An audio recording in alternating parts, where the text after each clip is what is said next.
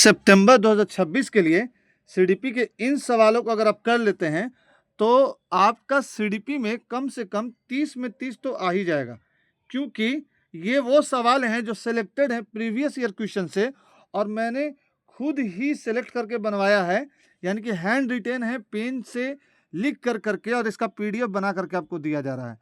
तो आप इस सवाल का प्रैक्टिस कीजिए और हमें बताइए कि आपका 30 में कितना आता है। सवाल पढ़ते हैं। तो वेलकम करते हैं आप सभी का, आपका अपना यूट्यूब चैनल है सार अकेडमी पर, और इसको सब्सक्राइब करके दोस्तों के साथ शेयर करना मत भूलिएगा। सवाल पहला है, शिक्षा का प्रमुख उद्देश्य क्या है? केवल ज्ञान देना, व्यक्ति का समग्र विकास, केवल परीक्षा पास कराना या नौकरी दिलाना? बताइए। केवल केवल काट दीजिए क्योंकि सीटेट में ये निगेटिव वर्ड होता है, और नौकरी दिलाना शिक्षा का उद्देश्य नहीं होता है, बल्कि एक के पूरे ओवरऑल पर्सनालिटी डेवलपमेंट का बात होता है और सिर्फ नौकरी दिलाना नहीं होता। तो यहाँ पर हो जाएगा आंसर व्यक्ति का समग्र विकास, व्यक्ति का समग्र विकास। अधिगम अधिगम की प्रक्रिया मुख्यतः किस पर निर्भर करती है? शिक्षक पर, पाठ्य पुस्तक पर, शिक्षार्थी पर या विद्यालय भवन पर? अधिगम की प्रक्रिया, अधिगम का प्रोसेस बताइए किस पर निर्भर करती है?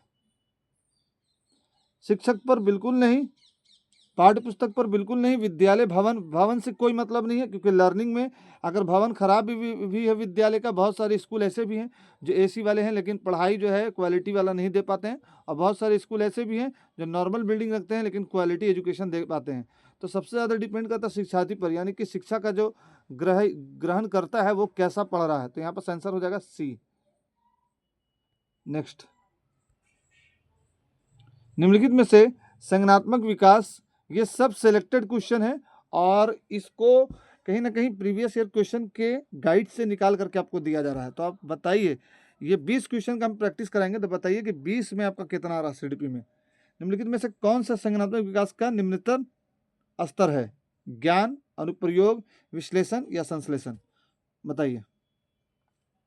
संश्लेषण होगा, अनुप्रयोग होगा, ज्ञान होगा, विश्लेषण होगा, क्या होगा?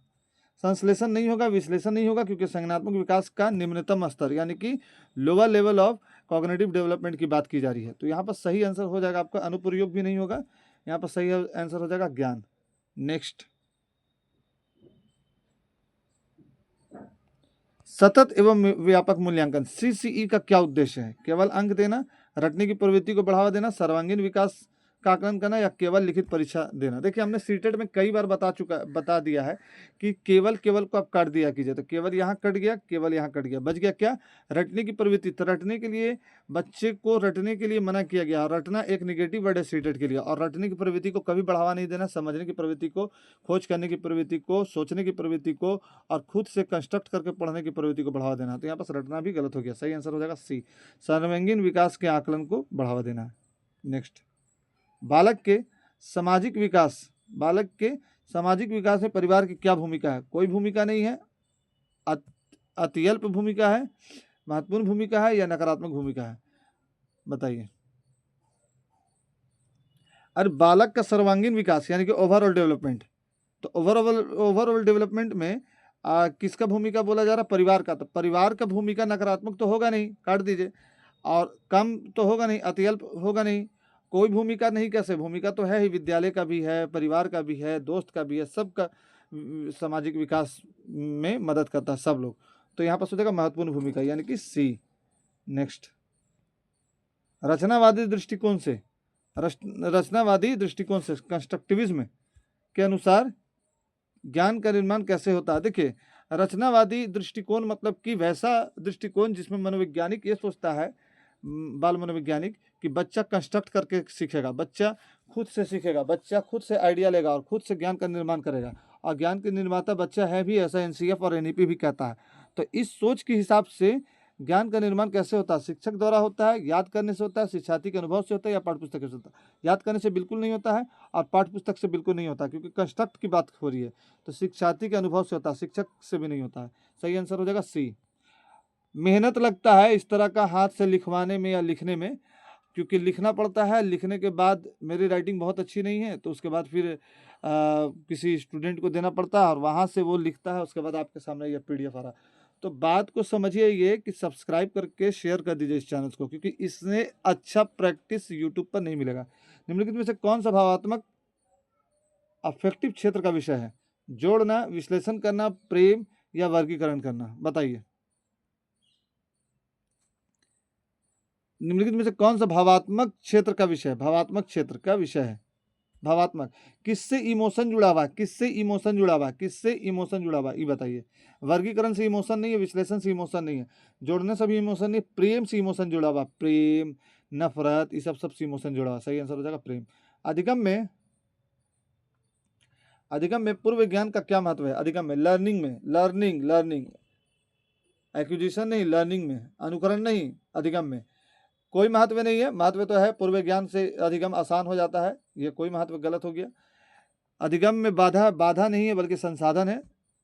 केवल औपचारिकता नहीं, औपचारिकता केवल नहीं है बल्कि और भी कई तरह का। अधिगम का आधार है, हाँ बेस है पूर्व ज्ञान।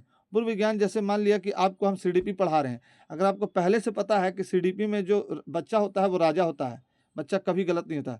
सीडीपी में रटना गलत बात है, सीडीपी में केवल गलत बात है। सीडीपी में अगर ये बता दिया जाए कि बच्चे के सोच से ही आपको सोचना है, सीडीपी में ये बता दिया जाए कि शिक्षा हमेशा बाल केंद्रित होती है, शिक्षक केंद्रित नहीं होती है, तो ये सारी चीज़ अगर पूर्व ज्ञान आपके पास है तो आप ये सेट का प्रैक्टिस आसानी से कर पाओगे, और नहीं है तो नहीं कर पाओगे। और अगर चाहते हो कि हो जाए तो सीडीपी का पूरा प्लेलिस्ट बना हुआ है, वहाँ जा करके देखो, ये भी ज्ञान आपको मिल जाएगा।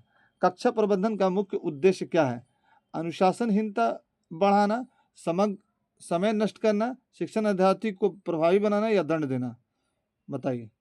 कक्षा प्रबंधन यानी कि क्लासरूम मैनेजमेंट, ये आपको बीएड के ट्रेनिंग में बताया गया होगा या डीएलएड के ट्रेनिंग में बता दिया गया होगा। दंड देना बिल्कुल नहीं होगा, समय नष्ट करना बिल्कुल नहीं होगा, शिक्षण अधिगम को प्रभावी बनाना हो सकता है, अनुशासनहीनता बढ़ाना बिल्कुल नहीं। तो यहाँ पर हो जाएगा शिक्षण अधिगम को प्रभावी बनाना, सही आंसर यही होगा। चलिए, निम्नलिखित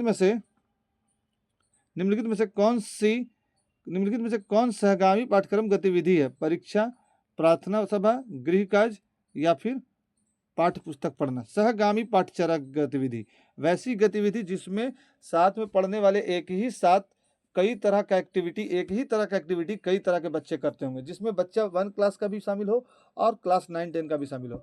परीक्षा में ऐसा नहीं होता, एक क्लास का बच्चा एक साथ बैठता है या फिर एक ही सब्जेक्ट का एक ही जगह होता है। प्रार्थना सभा हो सकता है, गृह कार्य में तो बच्चा घर पे काम करता है, पाठ्य पुस्तक पढ़ना भी नहीं होगा। सही आंसर हो जाएगा बी। प्रतिदिन अभ्यास कीजिए, और प्रतिदिन अभ्यास करने के लिए हमारे चैनल को सब्सक्राइब कर लीजिए, और सब्सक्राइब करके दोस्तों के साथ इस सीरीज़ को शेयर कर दीजिए, ताकि हमें ये भरोसा रहे कि हम जो कर रहे हैं वो सही कर रहे हैं, और सपोर्ट में आप लोग हैं, क्योंकि मोटिवेशन तो आपसे ही आता है। ठीक है, नेक्स्ट सवाल, निम्नलिखित में से कौन रचनावाद के अधिगम का माध्यम है? कंस्ट्रक्टिविज्म के लर्निंग का माध्यम है? शिक्षक, पाठ्यपुस्तक, विद्यार्थी का समय अनुभव या परीक्षा? पाठ्यपुस्तक, परीक्षा, शिक्षक, तीनों काट दीजिए। विद्यार्थी जहाँ पास आएगा वहीं पास होगा कंस्ट्रक्टिविज्म, क्योंकि बच्चा खुद से करेगा, तो यही आंसर हो जाएगा सही, सी। निम्नलिखित में से कौन सी विधि कौशल विकास के लिए उपयुक्त है? व्याख्यान विधि, चर्चा विधि, प्रदर्शन विधि या रटना विधि? रटना बिल्कुल काट दीजिए, ठीक है। चर्चा हो सकता है, लेकिन यहाँ पर स्किल्स की बात हो रही है, तो स्किल्स में चर्चा नहीं होगा। व्याख्यान विधि बिल्कुल नहीं होगा, C answer is right answer हो जाएगा प्रदर्शन विधि। नेक्स्ट, मूल्य शिक्षा का मुख्य उद्देश्य क्या है? अधिक अंक प्राप्त करना, नैतिक विकास करना, प्रतियोगिता जीतना या केवल ज्ञान प्राप्त करना, बताइए। अंक प्राप्त करना बिल्कुल नहीं, क्योंकि सीडीपी में अंक प्राप्त करना निगेटिव टैग वर्ड्स है, और अंक प्राप्त करने के लिए आप कभी भी कोई भी चीज़ का लर्निंग नहीं करते हो, और ऐसा आपको करना भी नहीं है। लेकिन हाँ, अभी जो सीटेट की तैयारी कर रहे हो वो तो फिलहाल अंक प्राप्त करने के लिए ही कर रहे हो, और आपको सभी को जो है 90+ या 100+ चाहिए। नैतिक विकास के लिए या फिर केवल यहाँ भी काट दीजिए। प्रतियोगिता बिल्कुल प्राइमरी लेवल पर नहीं करना है, आंसर हो जाएगा बी। नेक्स्ट, निकटस्थ विकास का क्षेत्र किसने दिया? वैगोस्की ने दिया है। निकटस्थ विकास का क्षेत्र आपको zone of proximal development ZBD किसने प्रतिपादित किया? पियाजे, वैगोस्की, थॉर्नडाइक, गार्डनर नहीं होगा, थॉर्नडाइक नहीं होगा। अब पियाजे वैगोस्की में थोड़ा कंफ्यूजन रहता है, तो देखिए ZPD की बात वाइगोस्की साहब की है, ठीक है। जोन ऑफ प्रॉक्सिमल डेवलपमेंट की बात क्या कौन बोले हैं? वाइगोस्की साहब बोले हैं। वाइगोस्की साहब ZPD की बात क्या करते हैं? बोलते हैं कि अगर आप पढ़ रहे हो और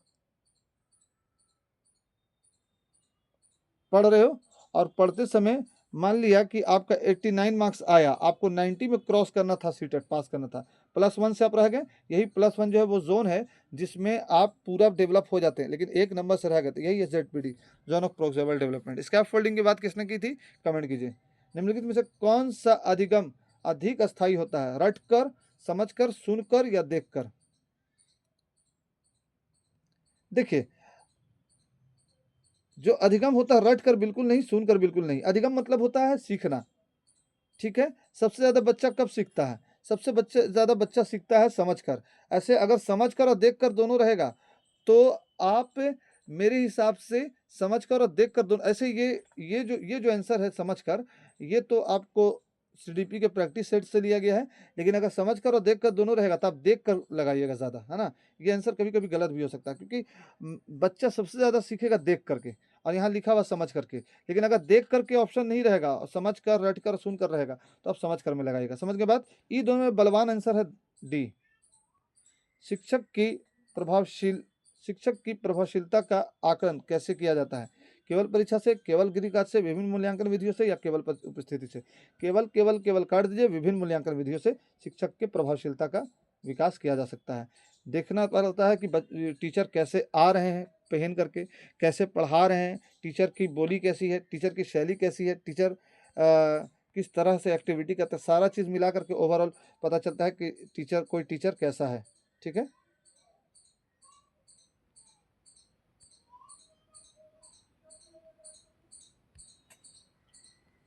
चलिए, उसके बाद क्या है? निम्नलिखित में से कौन सा समूहीकरण हेट्रोजेनियस समूहीकरण है?